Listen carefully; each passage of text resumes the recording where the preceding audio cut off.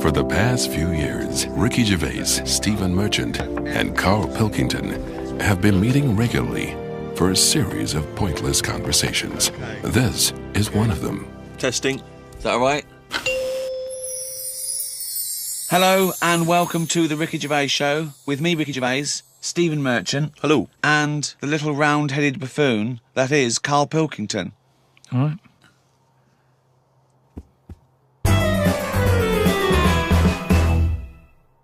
What's been going on? I've been to hospital. I was rushed to hospital, like emergency and that. Had a tube put on my knob. You had a tube put up your knob? Yeah. What's the story? Kidney stones. Ooh. So, shouldn't really be here, to be honest, doing this. He said rest and that. Climbing them stairs on the way in. To be quite honest, it doesn't look like you're expending a lot of energy at the moment. It's like at Zookeeper going, oh, that sloth move today. Calm down. Yeah, but I had to get here. It's been raining. Yeah. I had to come up the stairs. I had to carry the computer. Yeah.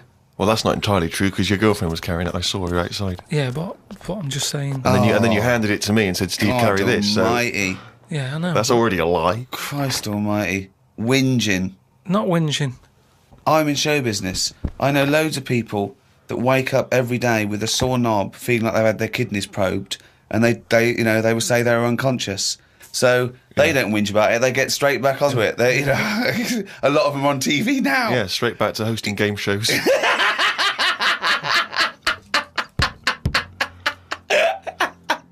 So you're rushed to hospital. So take us through the events because it does sound quite dramatic.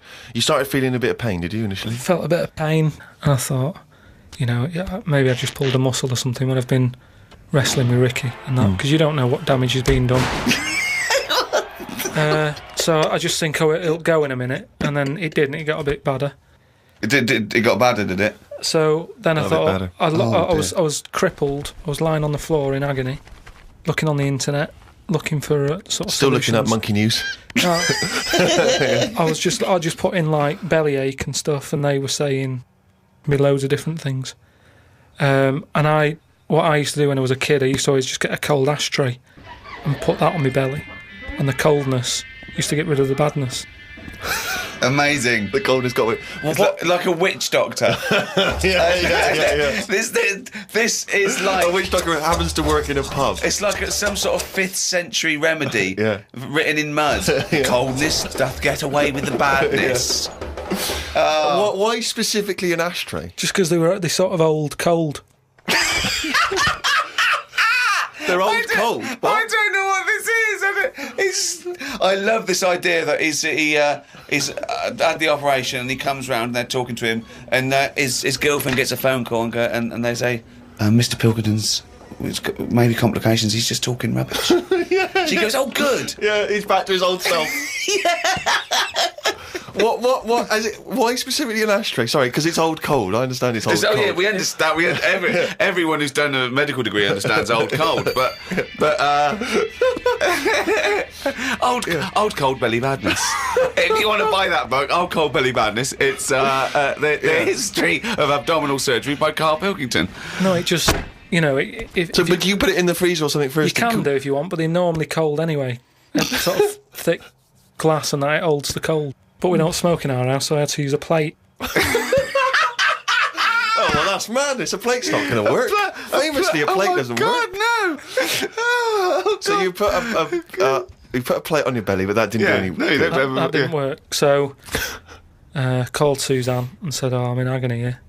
She said, go to the doctors then. Good advice. So a lot of people have done that straight away as opposed to going through the plate ashtray. So he went to hospital and he went to hospital and he said, have you got an ashtray? They went, no, especially an ashtray. This is no smoking. So anyway, then we get in a cab and what have you, go there. I have an x-ray. His voice is even more boring than usual, isn't it? Yeah. Fuck me. And they put me on a drip and everything. Give me some morphine and stuff. And found out that I had kidney stones. So that's why I was in hospital. And they get them out by... I don't know what's gone on, to be honest. I've got some tube inside me. From my kidney to my bladder. That's helping me stuff get about. And so there's a little tube up the end of your knob. into you. Yeah, it's not there now. It's high up. Right. So it's high up between my kidney and my bladder. But why didn't you have the thing where they go in the side? You had the choice to... Because I said to the doctor, I said, I'm not a doctor. I said, what do you think? He went, stop putting yourself down, Carl. He said, we need you in the operating theatre now. He just said, I said to him, what should I have done? Because he said, if you want, go home and we'll get you in again or something. Something like that. And I said, no, I might as well have it done properly. Have it done now whilst I'm here. Sorry, the choice was have it done properly or go home. It was something like that. He said there's something you can do, and I said, oh, flush it out. No, because it's too big. It's something like 7mm. And it's basically because you don't drink enough water. Yeah. So anyway, I said, what do you think I should have done? And he said, tube up the knob. And I said, not my favourite one of the choice, but if that's what you think. So he said, yeah, have that. He did me little diagrams, which didn't help. He was like showing... How big did he draw your knob? Sort of normal size. Yeah, was it? It was all right. You weren't offended by them? But he wanted into detail. It's just, more the tubes and stuff in your bladder and your kidney. What was your ball bag like? Did he draw that? He didn't do that bit. He left that bit out. Okay, right. But he said, we'll just pop that up there. And then that's when Ricky turned up to visit. Came in laughing at me because we sat there in like me underpants and stockings. In stockings? Yeah. Why were you He was there. No, he wasn't in bed. He was sort of out of bed with his little drip, right? He had his little boxer shorts on, just sat there, right, in his pants, right, and he had stockings on. Yeah, because they stop clots or something. They put them on your legs. It's like, when people have got big veins and they go on a plane.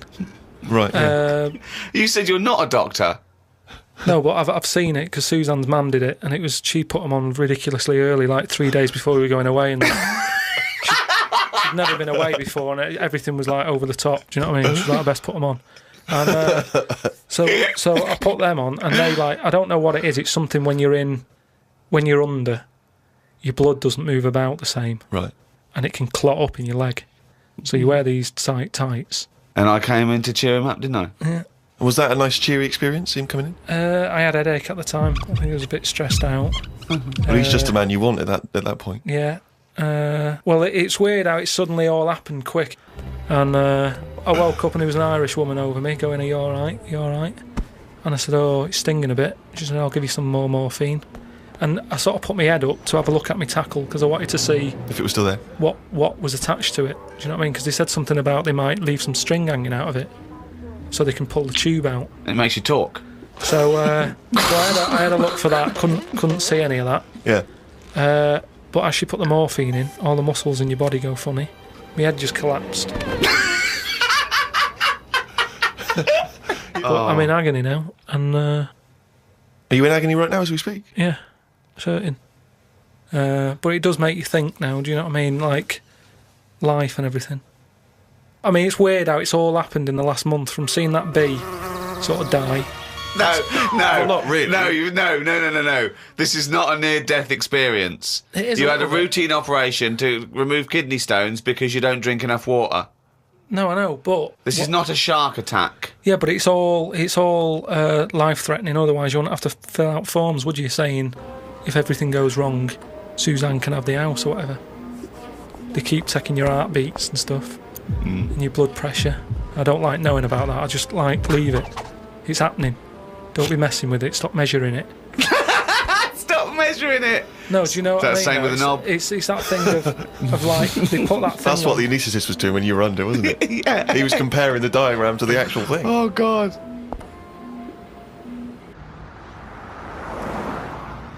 What is the closest thing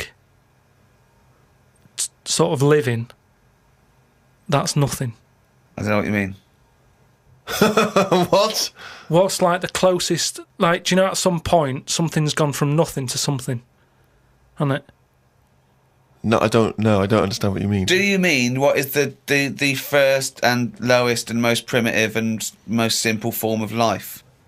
No, He's right here in this room, Rick. say like when you look at a stick insect, Right. you go, right, there's a slight crossover there from a stick to a living thing. No, it's not. It didn't used to be a stick. No, it's not. There's no biological relationship between it and a stick. But there isn't much difference between the two, is what I mean. Of course there is. It's a huge There isn't. difference. They just sit there looking like a stick. That's their skill. Yes, but there's nothing to do with being a stick. It's like camouflage. That's like saying when a soldier puts on combat gear, you're saying he's a cross between a human and a shrub. What I'm saying is, have you seen them weird things that just look like... They sort of look like a leaf? Yeah, there are insects that have evolved to look like a leaf. At some point, something has had it away with a leaf. No! What? At no point has something had it away with a leaf. No, to make it look that much like a No. leaf. At no point did a beetle shag a leaf. It's superficial. It's the way it looks. That's all it... That's like saying chameleons must have mated with green once. They are green. No, but it what- looks like a leaf. But then how does it meet... How does it have relationships? It will be going around sort of having it away with a leaf. No, it won't, because it doesn't know what it looks like. It doesn't matter. It's not like a stick insect will be talking to a stick for ages and go, "Oh, I've wasted my time here. This club's dead." Rude. I was chatting to her. She was foxy, but she was giving me nothing. But Dave, that's not a stick insect. That's a stick. What are you talking about? That's a stick. You've been talking to a stick all night. I can't believe it. I just thought she had a great slim figure. No, it's actually a real stick. Well, I've been watching birds more than insects recently. Oh, In okay, the you've last- moved on from in the insects. last week, just because I've sort of looked at the ant and the bee and that. And what I've found with pigeons is they've got wings, yet they walk a lot. I'd love that to be a thesis where he got like a £500,000 grant from a university, and they said, "Well, Pilkington seems to. He's done ants and he's done bees. He's followed ants. Apparently, they're not doing anything. Some of them are lazy. We are granting him another £500,000. He's been working on it for a year. Please welcome Carl Pilkington." Carl, what have you found? Well, even though pigeons have wings, they walk a lot.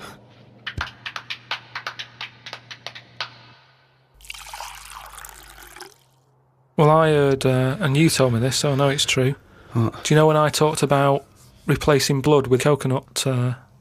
What was it? Well, one, it said coconut milk can be used as plasma, but I haven't had that verified because it's off one of those websites where there are spurious facts. But what do you think of that, Steve? I mean, I've sort of Well- touched on it. But I've just got to echo what Ricky said. I can't have an opinion unless it's been verified. But why aren't you just being open-minded enough to go, well... Well, no. But That's that's not not a being question of being open-minded. Open-minded isn't believing everything you hear. You don't believe everything you read, do you? a lot of stuff you kind of go, well, that's interesting. But what we talked about this. What about Noah's Ark? What about it? Well, you said you believed it because it's in book form, but according to that, didn't he get 2 of every species on a big boat? But we know that's impossible, don't we? Depends where he was. If he was above a zoo, there would have been a lot of different stuff knocking about. That's my only problem. What I'm saying is, where was he floating where he could get an elephant, a giraffe, a cat, a dog, a gerbil? Where were all these things floating about? Well, exactly. Right, That's my these only Old Testament downfall. zoos, they were quite Yeah, quite but big, exactly. weren't they? But you're right. You're questioning it. How is it possible? But I've just said, a zoo. There's no zoo that has got 1% of all animal species. Well, I don't know where he got them from then. There's a couple of million species of animal. And how did he round these animals up? Because they were drowning, so they were looking for any boat. So they were actively seeking out an ark. Well, they would have just been looking for anything to get hold of. Yeah, and where did he keep them all? How did he keep them all separate? How did he... At that point... Oh, no, the lions ate the otter. No, because at that point, it's that thing, innit, of how you all pull together in a Don't bad situation. Talk shit. You all chip in, they're all like, oh, God, let's be nice to our neighbours. Right. So there's spiders talking to flies and... Well, they would have just gone elsewhere, wouldn't they? They would What do you have been mean? on another bit of the boat. The spiders don't have to knock about the lions just because they're all in it together. They get their own little area, don't they? Well, I don't know. How big is this boat? It's big, it's a big boat. How long, what was the warning he got from God to make it? I don't know. It's a couple of weeks. Yeah. 2 of every species, Carl. How big would this boat have to be? Yeah, it's big. You can't just keep saying it's big. Because I know in your mind, you're imagining this ark, there's a boat with Noah up the front with his wife, 2 giraffes behind him, their necks there, 2 elephants, and it just and it's just like elephant, giraffe, hippo, dog, cat, weasel, couple of frogs, and a spider talking to a fly going, let's get on. But when we're off here, you're dead. But what would you have done then? Are you saying that you wouldn't get on there because it's too noisy? It's not a question of what it didn't you've happen. done. It didn't happen. To be honest, I'm not bothered. And they got through it, didn't they? They got through it. They're here now. We're not short of them. If anything, like I said, he didn't do us a favour because he saved too much. You can't move out there for stuff.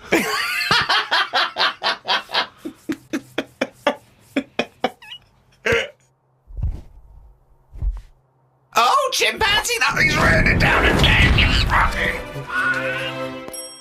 That's the jingle for excerpts from Carl's diary. This is all legitimate stuff. Ricky and I have had no input in this. This is the first time we get to read it. Went and did some shopping for stuff as it was my turn.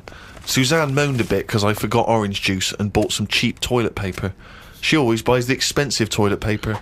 I don't know why they make toilet paper with pretty patterns on it. That made it into the diary. Up and out at 9 o'clock to go to the Cotswolds. Now, I think this was a gift for your girlfriend, wasn't it, for her birthday? It was a You went to the birthday and Cotswolds, so I just went for one night. Got the car and headed off. We found the B&B, but they wouldn't let us in the room because we were early. We went for a walk.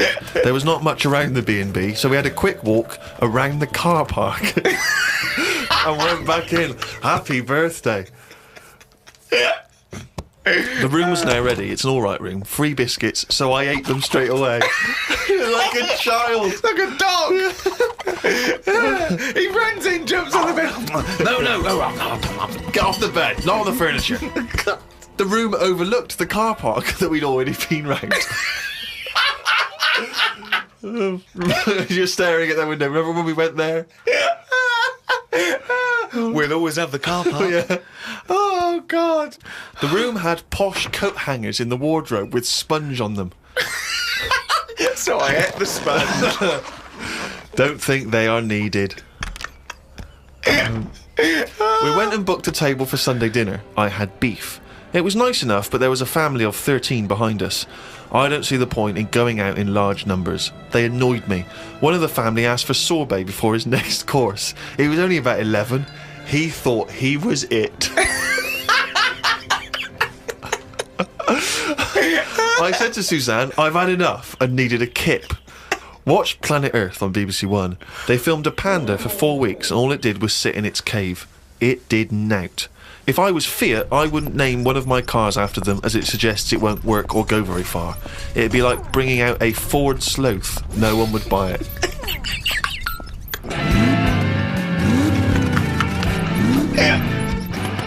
A Ford Sloth. I would love that ad campaign. Oh, that's amazing. Oh, God. The new Vauxhall Slug. We had a look around the local village. There wasn't much to it. We did the usual thing and had a look around the church graveyard to see how old the dead people are. Suzanne's had a hell of a time so far. She's gone to the Cotswolds, the room wasn't ready, she's seen the car park, and now let's go and play how old the dead people are. I like the fact that you mentioned we did the usual thing of having a look around the church graveyard. Do you make her do that every time you go away? I like the fact. I want to know what she did for 2 hours when you slept. She just looked out at the car park, just like, memories. But that's what you do, though, isn't it, when you go to these places? There's nothing else, unless you want fudge. Or, you walk around the church graveyard and have a look. It's nothing. We went home. It took 3 hours to drive back. People say they go to the country to see the wildlife. I saw rabbits, pheasants and a fox on the way home. They were all dead in the road.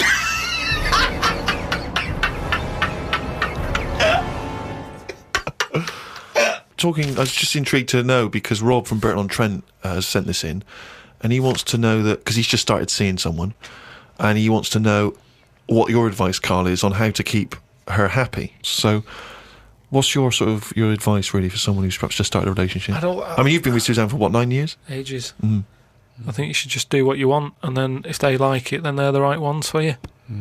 So don't go out of your way too much. I mean, I got the posh badge for a birthday. That's once a year.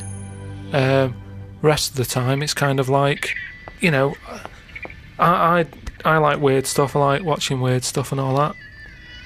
Now and again, I won't make her watch it. I'll tape it. This is amazing advice. But sometimes This is amazing advice. sometimes you just say, no, come on, the bloke with the two heads on, I want to watch it live. So give and take is what you're saying there. That's all. It shouldn't be hard. As soon as it's hard, it's not right. So just go about your business. See if she joins in. Woke up to the Commonwealth Games on the radio. Now, what are you making of the Commonwealth Games? Is that something that interests you? Are you a sports fan? I'm not really. It just seems to be sort of wasted. If people are running fast, use it.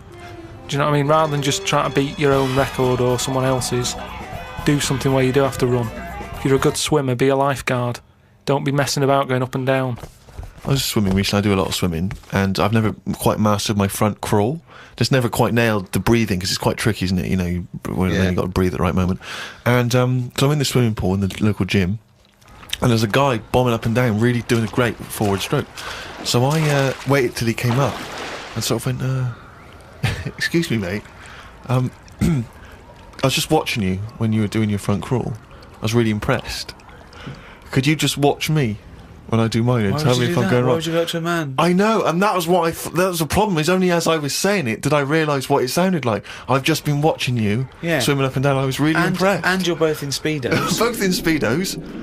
You know, I'm got the goggles on, prescription goggles, so that I can see when I'm swimming. But why do you need them? There's nothing in a pool to look at. It's not like you're scuba diving. There's nothing. Hold on. Clearly there is something to look at in a pool. Well, no, I wasn't checking. Well, I was checking him out, but I was checking him out for swimming tips. And he just looked at me when I asked him, "Can you just watch me and offer me any tips?" And he just looked at me like I was just mental. That is such a strange thing to say. Can you just watch? I don't know how you had the nerve to do that. Well, it was innocently motivated. Well, I know it's innocent, but what a strange thing to go up to someone and... But what civilization are we living in where we can't just ask our fellow man to help us out with our forward crawl? But we're in a society where we can't. But you know that. It's a strange thing to say. But sometimes it's nice to just think, no, do you know what? I'm not going to fall into the trap of thinking he's immediately going to think I'm gay or that I'm chatting him up. I'm just going to ask him to do me a favour. There's nothing wrong with that. What if he said, yeah, it's just good, yeah. Do you mind coming and help me with my plastering? But it's not the same. He's in the swimming pool. He's there in the pool. He's swimming up and down. He's, it's not no skin off his nose to just offer a bit of kindly advice. If your car's broken down in the middle of nowhere and someone drives by, it's a generous thing to do. Just stop and maybe look under the bonnet and help them out. I agree. But I don't see how that's any different. And in the end, he did, and all he asked was that I wake him off.